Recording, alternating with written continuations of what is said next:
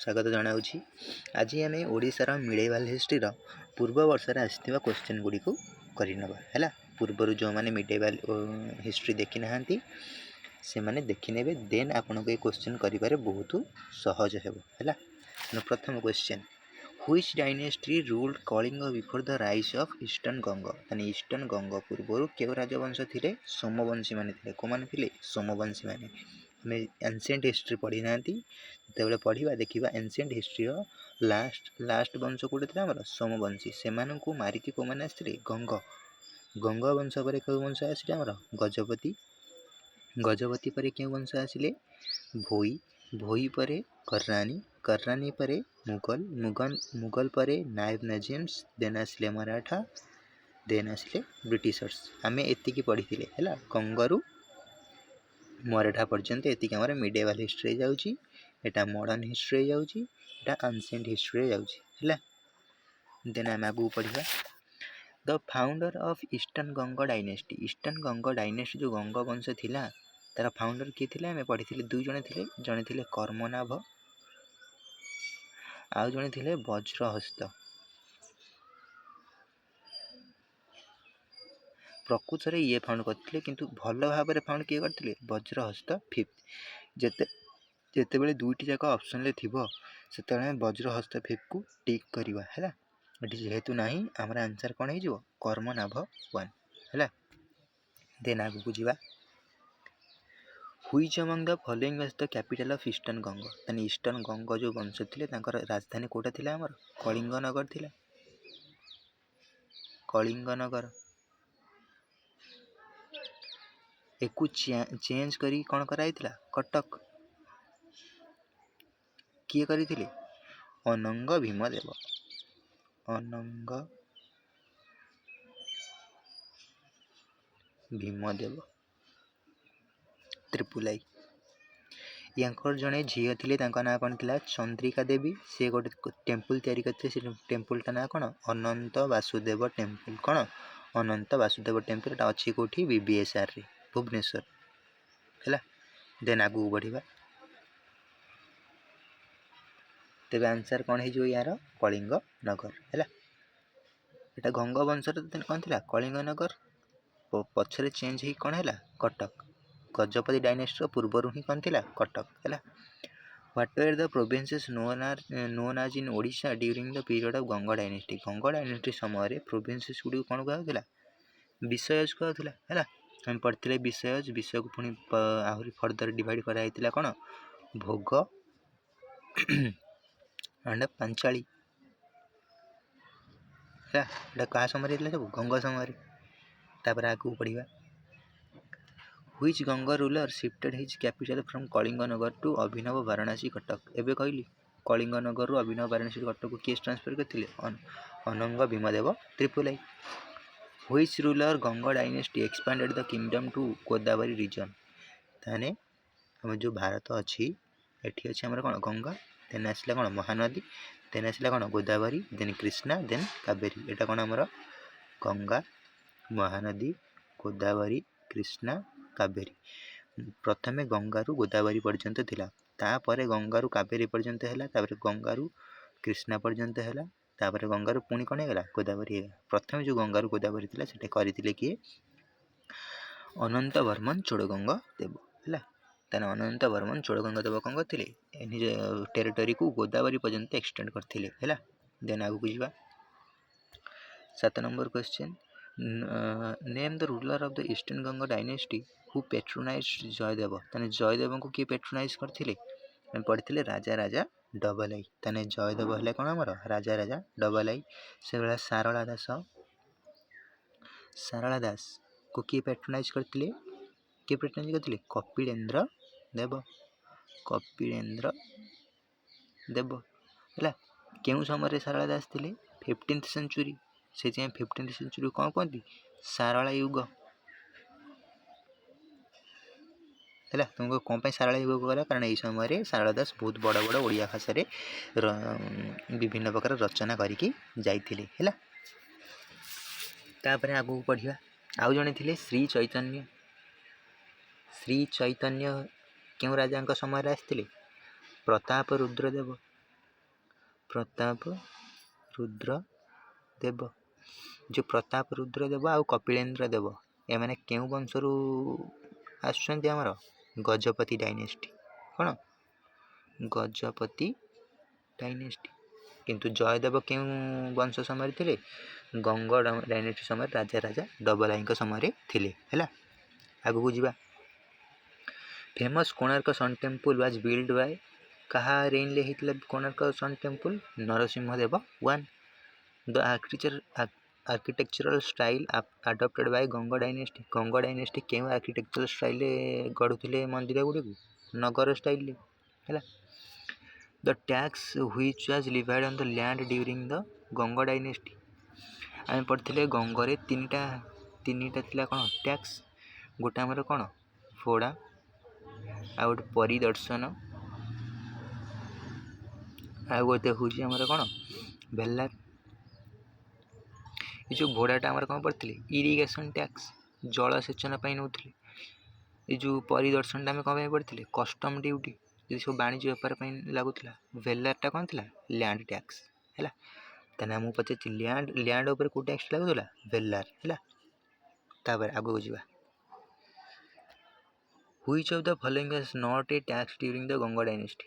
Tax କେଉଁ ଟ୍ୟାକ୍ସଟା ନଥିଲା? Voda ଏବେ ଦେଖିଲେ ଥିଲା, ଭେଟ ବି ଥିଲା, ଭୋଡ଼ା ବି ଥିଲା, ପରିଦର୍ଶନ ଥିଲା, ଚୌଥ ନଥିଲା। ହେଲା, ଏ ଚୌଥଟା କ'ଣ? 1/4। ଯାହା ବି ଉତ୍ପାଦନ ହେବ ତାର 1/4 ଆମେ ଦାନ ଦେବାକୁ ପଡ଼ିବ। ଏଇଟା କିଏ ନେଉଥିଲେ? ମରାଠାମାନେ। କେଉଁମାନେ ନେଉଥିଲେ? ମରାଠାମାନେ। ଟିକେ ମନେ ରଖିଥିବ, ଚୌଥ କେଉଁମାନେ ନେଉଥିଲେ? ମରାଠାମାନେ। ହେଲା, ଆଗକୁ ଯିବା। Who among the following was the founder of the Suryavanshi Gajapati dynasty. Suryavanshi ଡାଇନେଷ୍ଟିର ପ୍ରତିଷ୍ଠାତା କିଏ? ଆମର କପିଳେନ୍ଦ୍ର ଦେବ। କାହାକୁ ମାରିକି କରିଥିଲେ? ଲାଷ୍ଟ ନା ଥିଲା କ'ଣ ଗଙ୍ଗ ଡାଇନେଷ୍ଟିର? ଭାନୁଦେବ ଆଇଭି। ହେଲା, ଇଏ ତାଙ୍କର କ'ଣ ଥିଲେ? ଆମର ମନ୍ତ୍ରୀ ଥିଲେ। ୟାଙ୍କୁ ମନ୍ତ୍ରୀ ହେଇକି ମଧ୍ୟ କ'ଣ ହତ୍ୟା କରିକି କ'ଣ କରିଦେଇଥିଲେ? ଗଜପତି ଡାଇନେଷ୍ଟି ପ୍ରତିଷ୍ଠା କରିଥିଲେ। ନେକ୍ସଟକୁ ଯିବା। Name the Gajapati ruler who invited Shri Chaitanya to Odisha. ଏବେ କହିଥିଲି ଶ୍ରୀ ଚୈତନ୍ୟ କାହା ସମୟରେ ଆସିଥିଲେ? Pratap Rudra Deva. The administrative unit Dandapata under the Gajapati dynasty or equivalent to. Dandapata ବୌଦ୍ଧରେ କ'ଣ ଥିଲା? ଆମର ଗୋଟେ ପ୍ରୋଭିନ୍ସ ଥିଲା। ହେଲା, ତାପରେ ଆଗକୁ ଯିବା।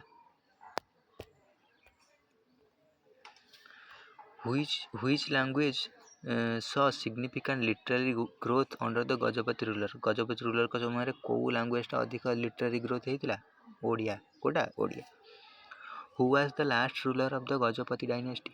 ଲାଷ୍ଟ ରୁଲର ଗଜପତି ଡାଇନେଷ୍ଟିର କିଏ ଥିଲେ? କଖାରୁଆ ଦେବ। ୟାଙ୍କର ଜଣେ ମନ୍ତ୍ରୀ ଥିଲେ, ତାଙ୍କ ନାଁ କ'ଣ ଥିଲେ? ଆମର କିଏ କହିବ?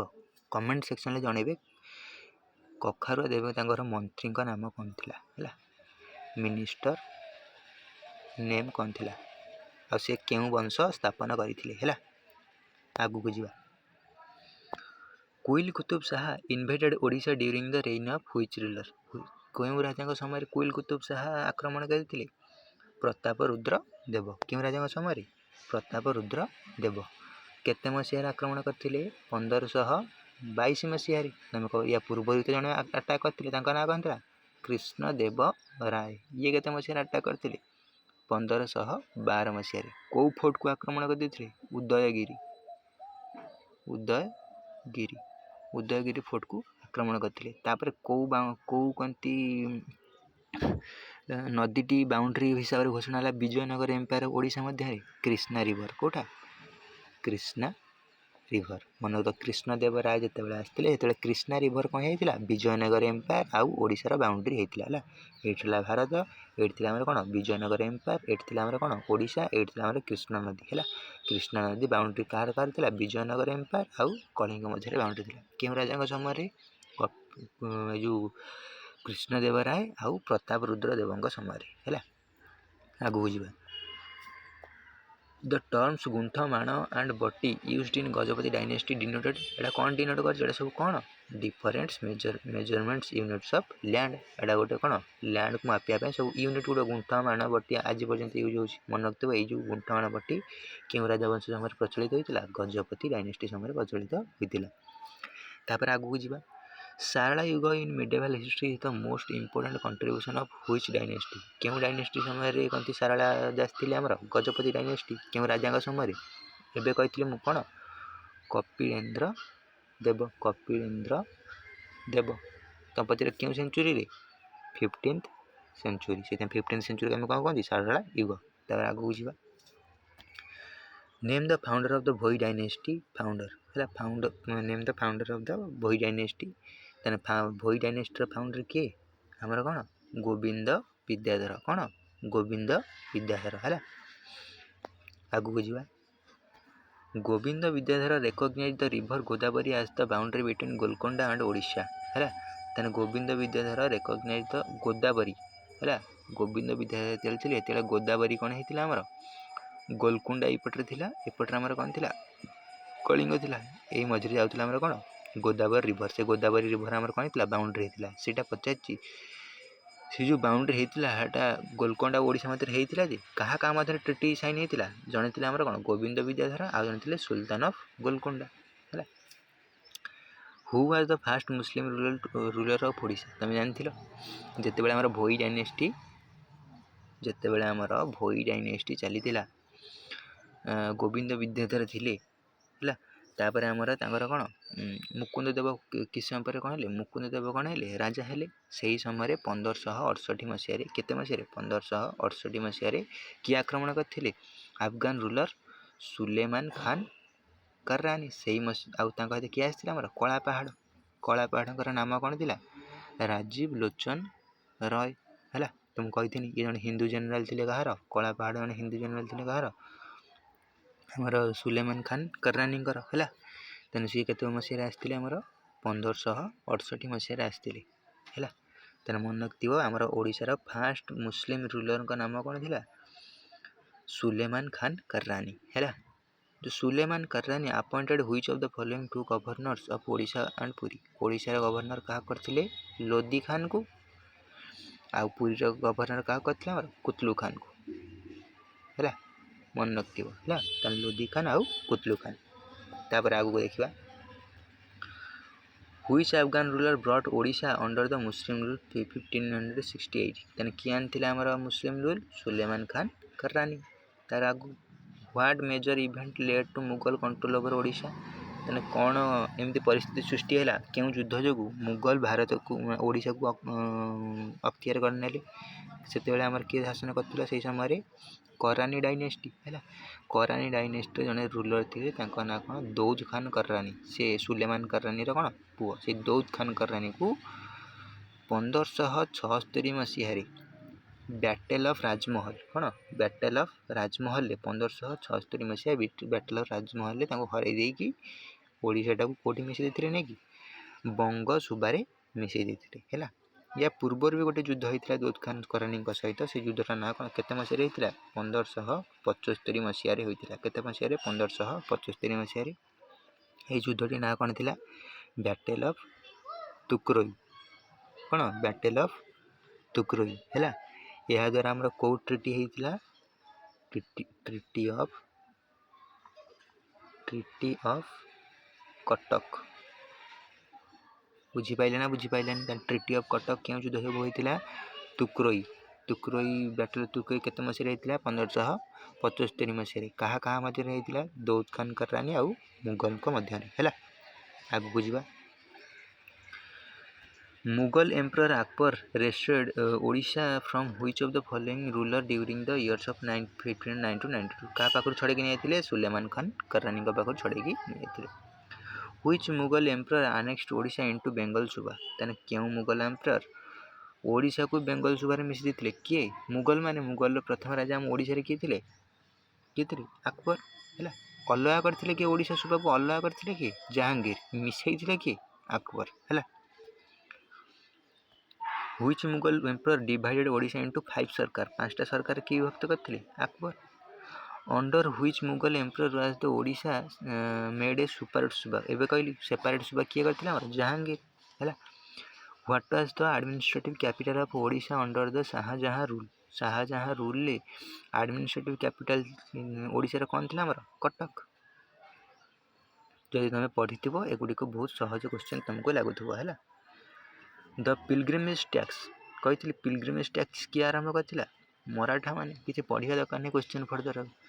हु वाज द फास्ट नायब नजीम? नायब नजीम आमर फास्ट किए थे? मुर्शिद कुली खां। कहीं मुर्शिद कुली खां, खाली कुली खां लिखाई। हुईच नायब नजीम बिल्ड कदम रसूल इन बालेश्वर? कदम रसूल इन बालेश्वर के निर्माण करते? तकी खां, मोहम्मद तकी खान। आउ कौन करते सी? मोहम्मद तकी खान जगन्नाथ पुरी टेम्पल को नष्ट करते, अटैक करते है। आगू को जीवा।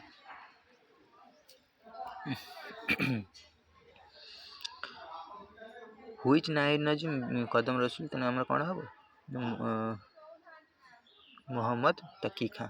तापर which Maratha ruler took over Odisha in 1751? आम पढ़ते 1751 किए आसते? मराठा मैंने आसते। से रूलर किए थे मराठार? रघुजी भोसले। किए थे? रघुजी भोसले। देन आसिले प्रथम सुबेदार। प्रथम सुबेदार का नाम कौन थे? आमर साहूजी